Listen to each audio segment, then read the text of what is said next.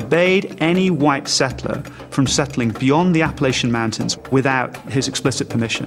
So effectively, the idea was to put the brakes on white settlement to preserve British trading relationships with the Indians. But of course, the irony here is you've got tons of white settlers moving to America looking for land. So in effect, in 1763, this royal proclamation creates a new tension between ordinary white settlers on the ground and the Crown. And it's definitely one of the contributing factors in the American Revolution. White settlers believe after 1763 that the British government doesn't support them and instead it backs the Indians. And after the American Revolution, or in the process of the American Revolution, the gloves really come off for white Americans, and the new United States is not an Indian-friendly nation in the least. Native Americans were in an impossible situation. Side with the British, whose stronghold was Fort Detroit, and they risked the wrath of the rebel colonists based in Fort Pitt. Side with these Americans and their militiamen, and they would invite merciless retribution from the British. And as for trying to stay out of it, even if you were in Pennsylvania, a state founded by Quakers upon principles of Christian brotherly love, this too could have fatal consequences. Now, one group that didn't pick one side or the other were the Moravian Christian Indians, who were gathered in 3 little communities, the most important of which was called Gnadenhutten. These Moravian Christians, there are maybe 100, 150, had tried to stay out of the war. They weren't hostile Indians. They had adopted many of the customs, the equipment, the technology of white people. They read the Bible. They sang hymns. They were, to all intents and purposes, the dream model of people back in the 17th century who wanted to convert and civilize Indians. And then a group of Pennsylvania militiamen arrived. When they had taken everything that they had that could be construed as a weapon, tools, axes, whatever, that the Indians had, which could be used against them, the militiamen got together and decided to kill every one of them. So every single Indian, in fact, the majority were women and children. I think there were around 30 men, so the rest, 60 or so, were women and children. All of them were massacred. They were brought in pairs to a hut where they were hit over the head with a cooper's mallet. And their brains were dashed out without any regard to their obviously being non-combatants. And at the end of the massacre, the white militiamen who'd committed it melted away. There was never any legal action taken against them. And their argument was that these Indians had tools with writing on them, or they had books, or they had implements they could only have stolen from white people. And that's the tragedy or the irony of all of this. In a way, the things that showed that those Christian Indians were civilized were used against them because these militiamen couldn't believe they belonged to them. But I think that's a tremendously evocative story for Pennsylvania, because what began as this noble experiment with white people and Indians living side by side had now turned into this most grisly kind of race war, in which the distinctions between good and bad Indian are totally erased. It goes back to one of the problems, I guess, for Americans, white settlers. What does it mean to be an American? What is there about America as a place which defines the people that live there? When the Boston Tea Party took place in December of 1773, there's protest against the tea taxes which are being imposed by London, and you get these patriots running onto these ships of the British East India Company and pouring the tea into the harbour. They dressed as Indians. Now that to me is tremendously interesting, because they dressed as Indians to prove they were American. It's as if when you get past the stage of mastering Indians militarily, they become incredibly useful culturally in articulating Americanness, the idea of being American. And, there's a reason why there are cars called, the Cherokee, or the Pontiac. I mean, you line up the major Indian leaders, line up the major Indian tribes, and you can probably find a vehicle or a weapon named after one. The Apache helicopter, Tomahawk missile. You don't have to look very far to find that kind of connection.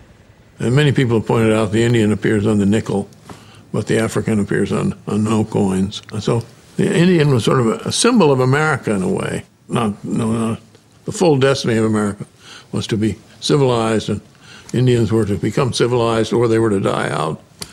But they still identified with America in a way that Africans could not be. The one thing that comes to mind looking at it over a long period of time is that one of the main distinguishing features of black-white relations in the United States has been the idea of the so-called one-drop rule. Purity of blood.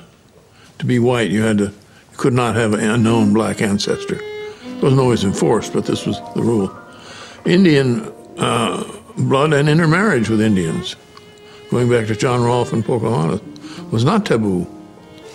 So that when Oklahoma became a state, it was interesting, the Oklahoma Constitution, there were a number of part Indian figures who were involved in the setting up of the Oklahoma state government when it was in 1910. And the law said there could be no marriage between whites and blacks, and no marriage between Indians and blacks. But that left the Indians and whites to freely intermarry.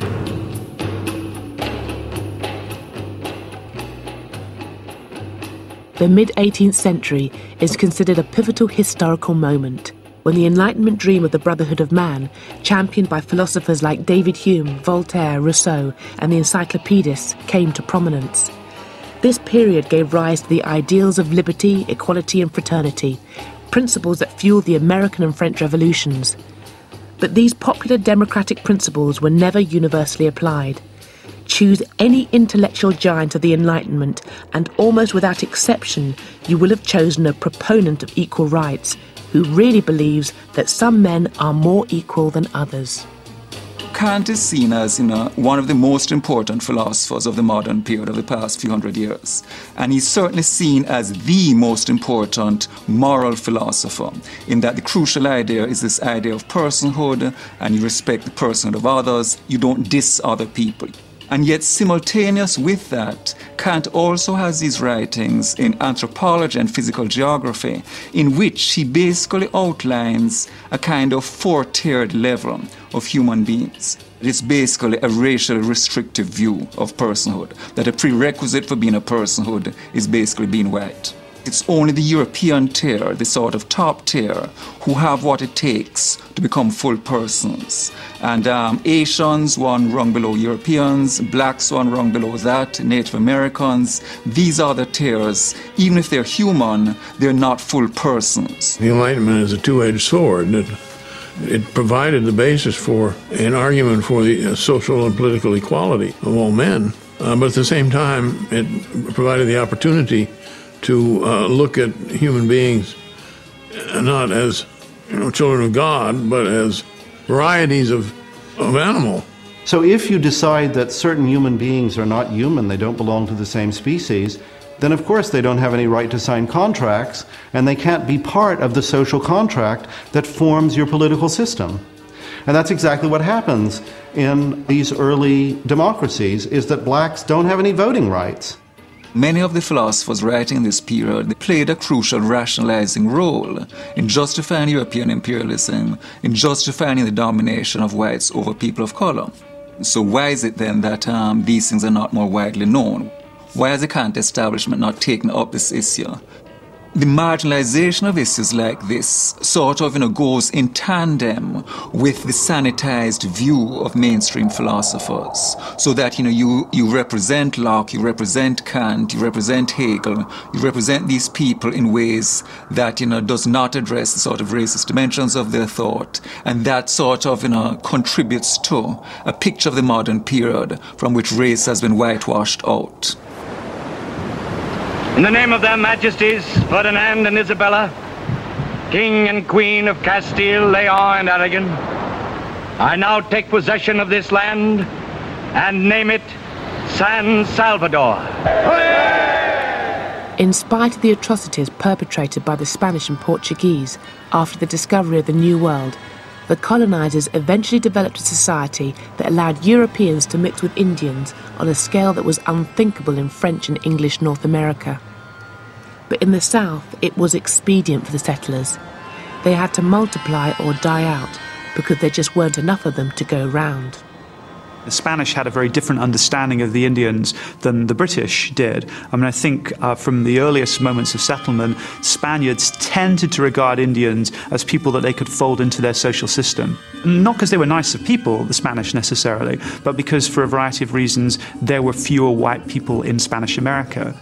Because Spain never colonized America with anything like the number of colonists that England and eventually Britain brought over. The number of Spaniards, peninsulares as they were known, people from the Iberian Peninsula that actually came to Latin America, was much, much smaller. One sees emerging in the period of the Enlightenment, in the latter part of the 18th century, as abolitionism